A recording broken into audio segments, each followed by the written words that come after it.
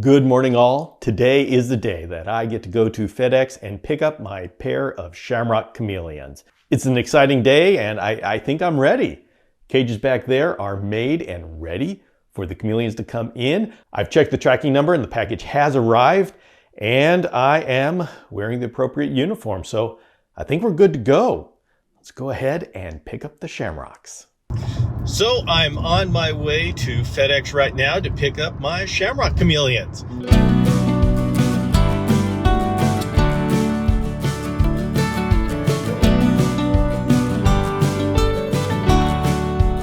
So it never hurts to be on time and be early when you're picking up something like a pair of Shamrock Chameleons. So just enjoy the beautiful day. They'll be coming soon enough.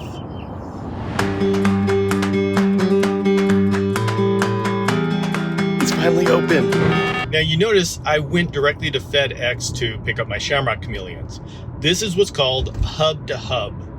And what that means is that the person that's sending the chameleons will take it directly to the FedEx hub, and then you pick up from the FedEx hub like I just did. And what this does is it removes the trip in the FedEx van to FedEx and from FedEx to your front door.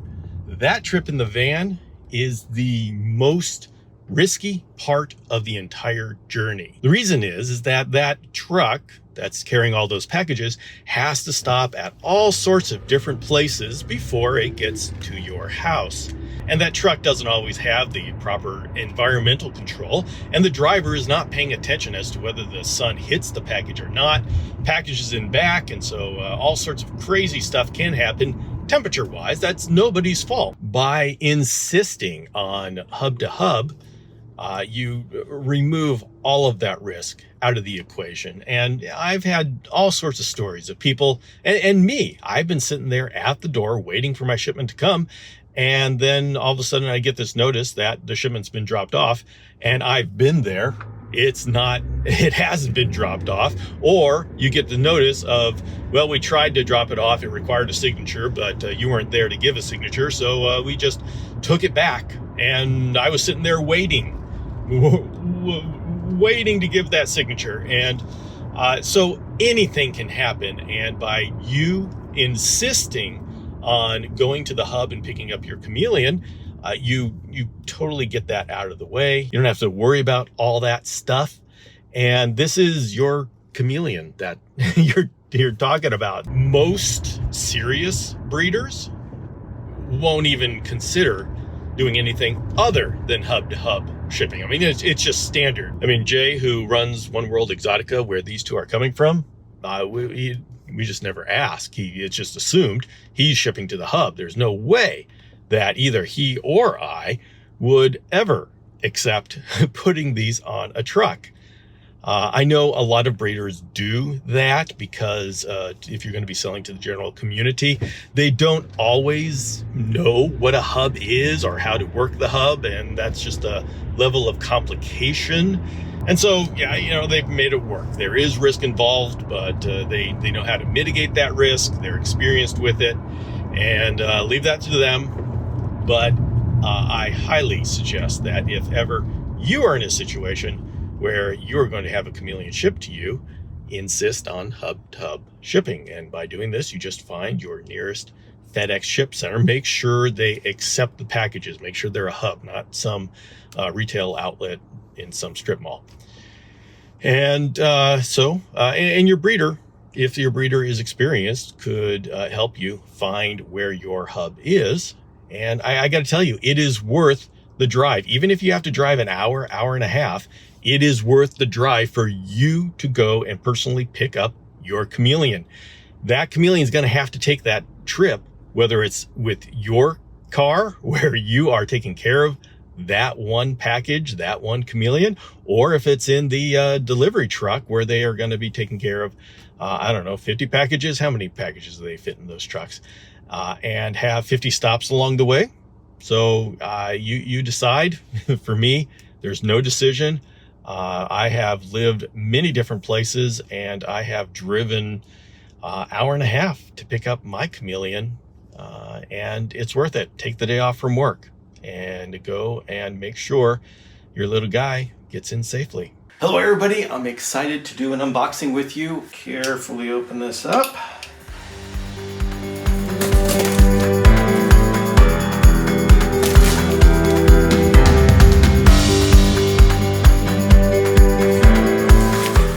Now they may look a little peaked.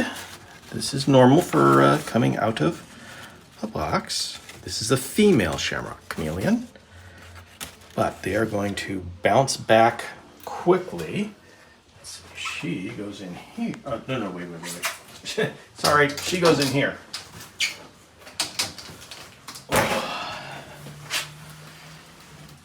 There you go, girl.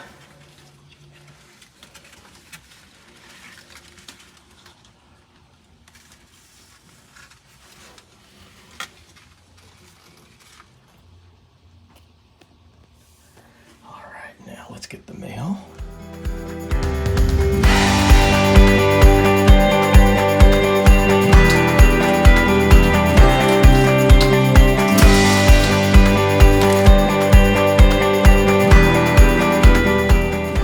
Very nice. Oh my goodness, this one is going to be gorgeous. Now, I always look in the bag or whatever container they come in, and I look for poop. Because first thing I'm going to be doing is some fecals, and so you can always hope for a jump start.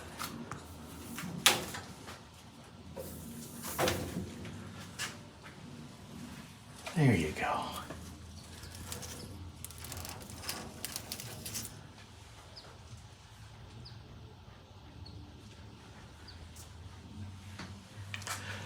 All right, so now it's time for hydration. Gotta give them a nice mist shower, and we'll see what they look like after a little bit of time of settling in.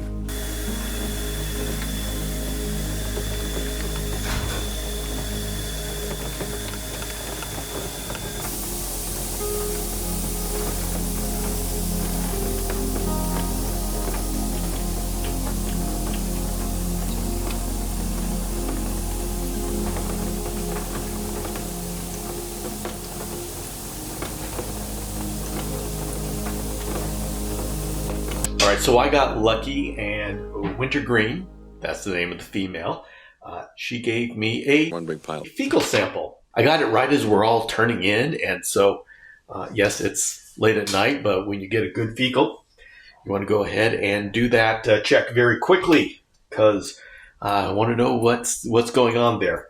So what I do is I go through the fecal sample myself, and then if there's anything interesting or that I don't know, can't tell what's really going on,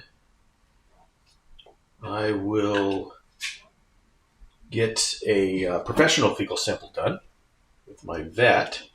Now I'll go ahead and I will record what I am seeing. All right, so I start off at a low magnification because I'm looking for relatively big things like nematode eggs.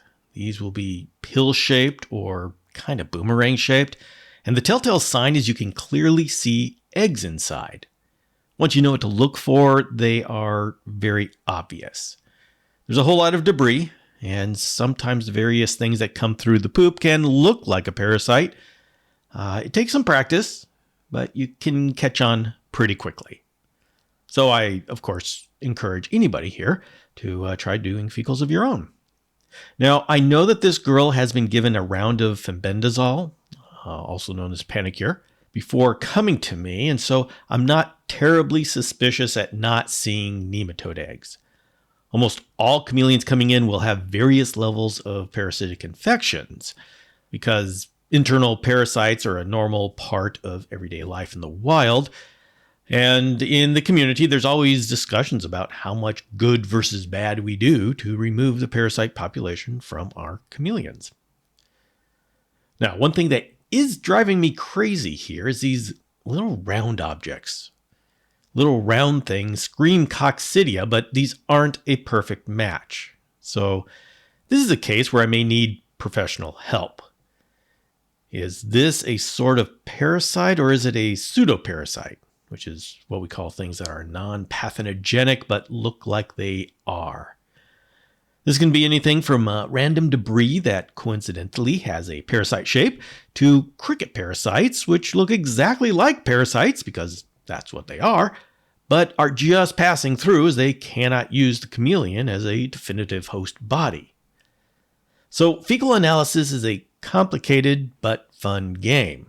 And you can imagine how popular you get to be on social media when you post videos of internal parasites. Everybody wants you at their party. All right, I'm sure some of you are saying that you can see faint movement on this slide, and you would be correct, but that is something we are looking for.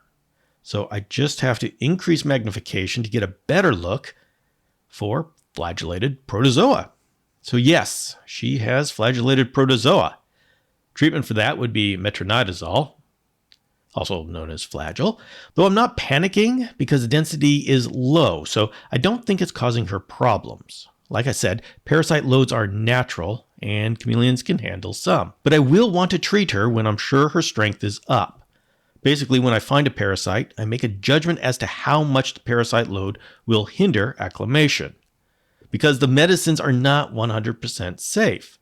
They are poisons being shot into the chameleon's body. They have to be processed by the liver and kidneys. Even though they're targeted to the parasite's body, they still have to be processed by the chameleon's body. And if the organs are damaged from dehydration, this could tip them over the edge. Once again, don't get wild-caught chameleons. Now, I will continue to monitor her fecals. If the infection gets worse, then my decision will become more weighted towards treating now. And this is the advantage of doing your own fecals. You can do constant checks like this. And so, bottom line on this one is she has flagellated protozoa.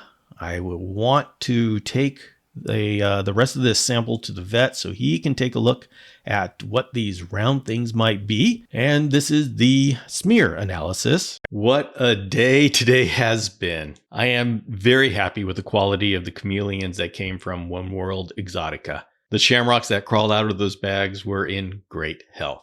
And I just want to say that a lot of credit for that goes to the importers and the exporters.